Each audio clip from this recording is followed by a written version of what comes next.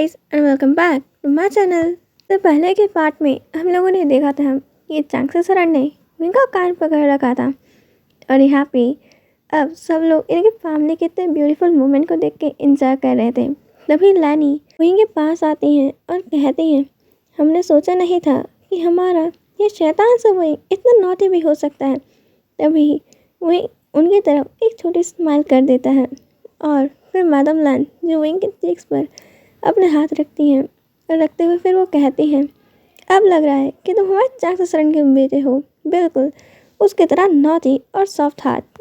यहाँ पे विंग की नज़र तभी वेंचिंग के और नेहोसन की तरफ जाती है और जिन्हें देखकर लग रहा था कि वो बहुत ज़्यादा ही नाराज़ हैं। विंग जो वेंचिंग और नेहोसन के पास जाता है और उन्हें मनाने की कोशिश करने लग जाता है, कहता है कि मेरी वैम्पायर डॉक्टर वेंचिंग। यहाँ पे विंग की ये बात सुनने के बाद उसके शोल्डर पे वेंचिंग खींच के मारती है, तुम अभी भी मुझे परेशान क्यों कर रहे हो? तुम्हें पता है ना मैं तुमसे बड़ी हूँ, तुम्हारी चीज़ें हूँ, मानती हूँ मैं बेस्ट फ्रेंड हूँ, पर यहाँ पे तुम्हें थोड़ी रिस्पेक्ट करनी चाहिए। विंग जो वेंचिंग को हक कर लेता है और कहता है, मुझे पता है तुम मेरी चीज़ें हो, पर उससे ज़्यादा तुम मेरी बेस्ट फ्रेंड हो, बट तुम्हें हमेशा चीज़ें और बेस्ट फ्रेंड से ज़्यादा एक डॉक्टर बन जाती हो। पूरे दिन तुम मेरे पास आके चिल्लाती रहती हो, विंग तुम ठीक हो, विंग तुमने खाना खाया, विंग यहाँ पे तुमने मेडिसिन ली, विंग तुम अपना हेल्थ का ख्याल रखो, कहीं तुम्हारी हेल्थ खराब ना हो जाए। तुम कहती हो कि तुम ये नहीं खा सकते, तुम वो नहीं खा सकते, ये तुम्हारी हेल्थ के लिए ठीक नहीं है। तुमने मेडिसिन ली, अगर बस मेरे मुँह से गलती से ये निकल जाए कि मुझे चक्कर आ रहे थे या फिर सर में दर्द हो रहा था, तुम बस मुझे हॉस्पिटल ले जाती हो और पूरी बॉडी का चेकअप करवाने लग जाती हो और तुम वहाँ पूरे हॉस्पिटल को अपने सर पे उठा लेती हो। कभी कभी मुझे लगने लग जाता है कि हॉस्पिटल ही मेरा घर है और किसी दिन हमेशा के लिए कहीं मैं वहीं ना चला जाऊँ। विंग की ये बात सुनने के बाद हाँ विंग को अचानक बहुत सारे लोगों की एक शांत और लाउड वॉइस में खुद का नाम सुनाई आता है। सिंह जिसने अपना हाथ विंग के मुंह पे रख दिया था और उसकी आंखों में आंसू थे। विंग इतने सारे लोगों की वॉइस सुनने के बाद शॉक हो गया था। वो देखता है यहाँ उसकी मदर, उसके ब्रदर, मिस्टर शू, मिसेस शू, लैनवांग जी, लैन चिचैन, ये सभी लोग यहाँ तक कि यान खुद इनकी बातें सुनने के बाद उसने अपनी ग्रैंड माँ को हक कर लिया था। यहाँ पे सभी लोग जिनकी आंखों में यहाँ पे बहुत सारे इमोशंस थे, थोड़ा गुस्सा था विंग की ये बातें सुनने के बाद हॉस्पिटल वाली, और यहाँ पे विंग जो सबको देख रहा था। युवान को अपनी बातों से डरता देखकर वो शांत होता है और चांगसे सर विंग के पास आती हैं और कहती हैं, विंग बच्चा तुम्हारी हिम्मत कैसे हुई इस तरह की बातें करने की? तुम्हें पता है बार बार कहा है मैंने तुम्हें ऐसी बातें मत करा करो, तुम क्यों ये भूल जाते हो और क्यों ऐसी बातें कहते हो या फिर सोचते हो? ये सारी बातें बोलने से पहले क्यों नहीं सोचते हो कि तुम्हारी ये बातों से किसी को तकलीफ भी हो सकती है? तुमने इतनी बड़ी बात बस ऐसे ही बोल दिया। विंग की सारे ब्रदर्स भी विंग को यही बोल रहे थे कि तभी वेंचिंग बोलती है, विंग तुम्हें ये सब दिखाई दिया, बट तुम्हें इन सब के पीछे क्या हम लोग तुम्हारी इतनी फिक्र करते हैं ये तुम्हें दिखाई नहीं दिया? ये सारी चीज़ें तुम्हें इतना ज़्यादा परेशान करती है, ठीक है अब से मैं तुमसे कभी बात नहीं करूँगी। विंग जो वेंचिंग की ये बातें सुनने के बाद वेंचिंग को हक कर लेता है और कहता है, चीज़ें आपको भी पता है ना कि मेरा ऐसा कोई मतलब नहीं था, मैं बहुत लकी हूँ कि मुझे इतनी केयरिंग और लवली फैमिली मिली। मैं तो बस आप सबसे मजाक कर रहा था। I am really very very sorry अगर आप सबको मेरी बातों का इतना बुरा लगा। आप जानते हो ना, अगर आप सब मुझसे नाराज़ हो जाते हो अगली बार से मैं आप में से किसी को परेशान नहीं कर सकता हूँ। प्लीज़ आप अपने आशियान को माफ़ कर दो ना। अगर दोबारा मैं ऐसा कुछ करूँगा आप मुझे पनिशमेंट देना। आप अपने हाथ का बनाया हुआ मुझे खाना खिला देना, इससे बड़ी क्या ही पनिशमेंट होगी।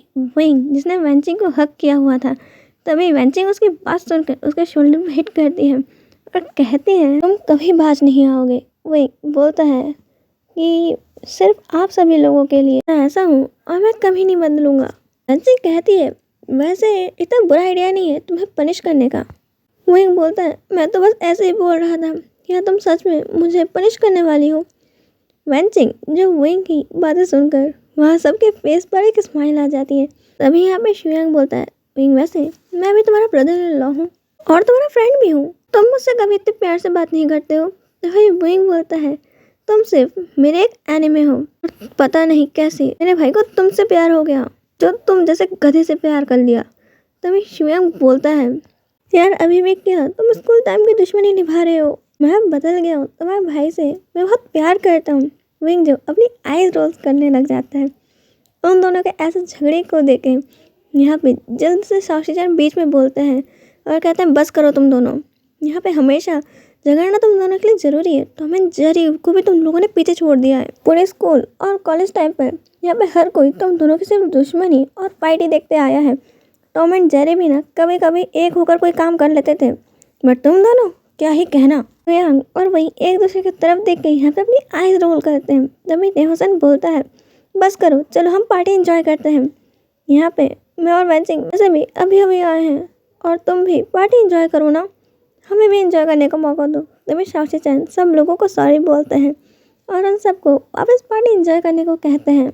और यहाँ अब दूसरी तरफ हमारी नज़र पड़ती है वांग जी की तरफ, जिसे समझ ही नहीं आ रहा था कि जब वही ने ये हॉस्पिटल वाली बात बोली थी तो वांग जी को क्यों एक अजीब डर का एहसास हो रहा था। दूसरी ओर वे चांग से और यहाँ पे उनके पेरेंट, जिन्हें पता है कि यहाँ पर वही जिसकी हालत बचपन से कितनी ज़्यादा वीक थी, और उन्हें विंग हॉस्पिटल वाली बातें सुनकर यहाँ पे डर लगता है।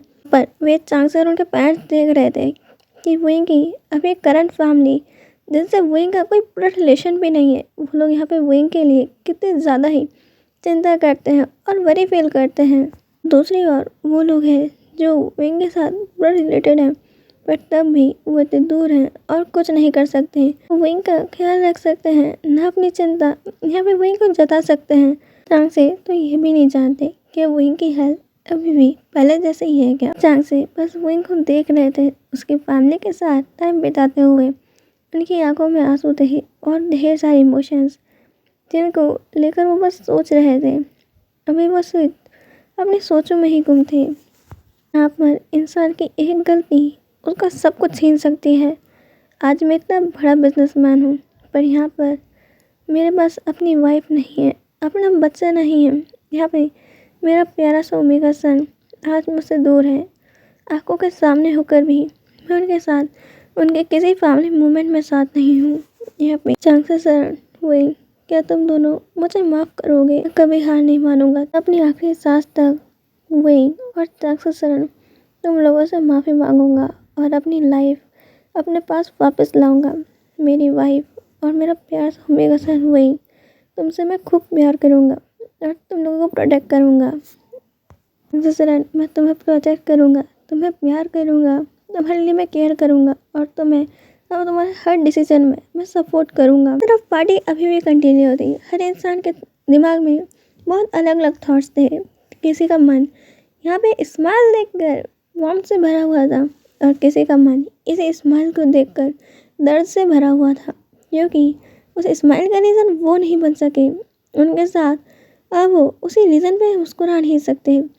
फैमिली के मोमेंट्स बहुत अलग होते हैं। कई बार कई लोग एक हैप्पी फैमिली बनने का प्रेटेंड करते हैं बाहर वालों के सामने, वो एक ऐसी फैमिली बन जाते हैं और घर जाते ही सब तबाह हो जाता है। और यहाँ किसी के पास सबसे खूबसूरत परिवार होता है और लोग उसकी कदर ही नहीं करते हैं। तो बाहर अच्छा बनने के लिए या फिर कुछ ज़्यादा पैसा कमाने के लिए वो सब खो देते हैं, और जब वही चीज़ उनके पास लौट के आती है उनसे भी बड़ी बन के, तब उन्हें लगता है कि काश हम लोगों ने कभी ध्यान दे लिया होता। और इसी तरह अब ये पार्टी ख़त्म हो जाती है और शाओशी-चैन और शुयांग यहाँ पे सभी गेस्ट को सी ऑफ कर रहे थे।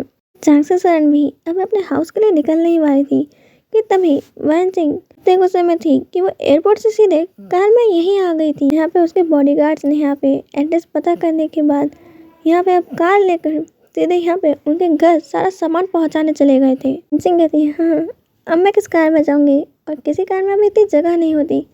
तभी यहाँ पर मैडम लैन कहती है, ये वांग जी और लैंसेस्टर की कार में जगह है, तुम लोग उसमें आ सकते हो। यहाँ पर सिंह कोई जवाब देती उससे पहले यहाँ युवान कहता है, यहाँ पे मम्मा और मैं जाएंगे हैंडसम काका के साथ। जो युवान को मना कर रहा था, पर यहाँ युवान की जिद के आगे किसी की चलती है बिल्कुल नहीं।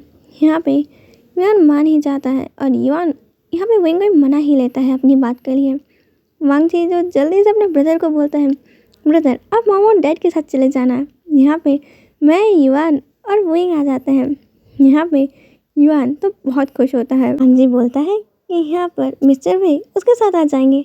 वांग जी जिसके मन में तो लड्डू फूट रहे थे और सब लोग यहाँ पे अपने अपने कार्स में बैठ जाते हैं और पूरे लैन फैमिली तो बस वांग जी को अपनी बड़ी बड़ी आंखों से देख रहे थे कि ये वांग जी का नेचर इतनी जल्दी बदल कहाँ से रहा है। सब लोग ये नोटिस तो कर ही रहे थे कि वांग जी जैसे अपने आसपास कोई ओमेगा पसंद नहीं है, आज वो यहाँ पे किसी कार में बिठा रहा है और उसे जो चीज़ पसंद नहीं है वो भी कह रहा है। यहाँ पे विंग के साथ उसने डांस तक किया और युआन और विंग के साथ वो अपनी कार में बैठ के आ रहा है। यहाँ पे सबको थोड़ा झटका तो लगता है पर यहाँ पे वो लोग मान जाते हैं और वांग जी विंग और युआन पीछे वाली सीट पे बैठते हैं और ड्राइवर अब कार को ड्राइव करने लगते हैं। जब एक कार में एक बहुत ब्यूटीफुल सा रोमांटिक और यहाँ पे सूदिंग सॉन्ग चलने लगता है। यहाँ पे विंग की गोद में जो युआन बैठा हुआ था, यहाँ पे विंग उसको सुलाते सुलाते यहाँ पे खुद भी सो जाता है। यहाँ पे विंग का सर अब वांग जी के शोल्डर से टिक जाता है। वान जो विंग की बिल्कुल यहाँ पे अच्छे से टाइटली उसके नेक में अपने फेस में छुपा के सोया था। यहाँ पे ये विंग की हैबिट ही थी कि रात को युआन को सुलाते सुलाते खुद भी सो जाना। जी जो विंग और युआन को खुद के इतने पास देखकर उसे अजीब सी वार्मथ फील हो रही थी। इसके लिए इतना ही, हम मिलेंगे नेक्स्ट पार्ट के अंदर। बाय।